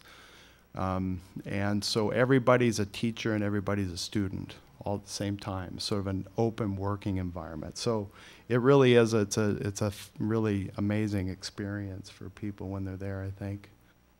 And we built a new studio building during my time there that was this huge effort with our board of directors and a lot of people who were involved with making it happen. But it's called the Shaner Studio, is named after Dave Shaner, who is one of the directors there, the Archie Bray. Dave and Ann Shaner, that was his wife. And it's kind of nestled into the old brick factory. It's a big open space. It's got really nice lighting and really good floor drains. So we keep things nice and clean. And it's about 12,000 square feet altogether. It's pretty big. So that was a hell of a project, and it was really fun to be a part of it. And I think they're doing pretty good with it. Sort of half open and half individual studios. And now this is the most important person in my life, and that's my wife, Rosie Weinkoop, and that's her right there on that pot. Now this was a pot that she made. She does Mayolica which is a process of a white glaze that's painted with colors, glaze embedded in color over the top of that. And that's most familiar application might be the old Italian Renaissance plates. That was the Maiolica process. But she spends hours and hours and hours painting these things, and then she fires them, and then she goes back in and paints on them a little bit more. So it's a Maiolica and then China paints, and then a lot of times she'll put a gold luster over the top of them. So she's my partner in crime. And we just built a new house in Bozeman. We were able to harvest an old barn that was at the Archie Bray and take a lot of the wood from it. And so it's got a lot of these porches around it, and they're all built out of the old wood. And then we used the siding, the wood from the barn became the siding on the house. So it's pretty spectacular. We're really excited about it. There's just some of the details from it. And then this is a shot from the backside. It's half studio and half living space. So this is our new area that we're developing. So if you ever come to Bozeman, Montana, you can stop and see us down there. And then that little cabin right there is an old cabin we live in a place called the Rainbow Subdivision, and we live on the corner of Magenta and Indigo. So that's pretty cool. So this old cabin was the oldest structure in the Rainbow Subdivision, which was the first official subdivision in Montana, 1907. It's pretty neat. And I teach at Montana State University, which is it's not University of Montana, it's Montana State. We're the Bobcats, and they're the Grizzlies. So. And that's an interesting experience. That's a whole nother lecture. So I'm going to stop there, and Jeremy's going to help us with some question kind of things that might happen up here, I think. And that's it. Thank you.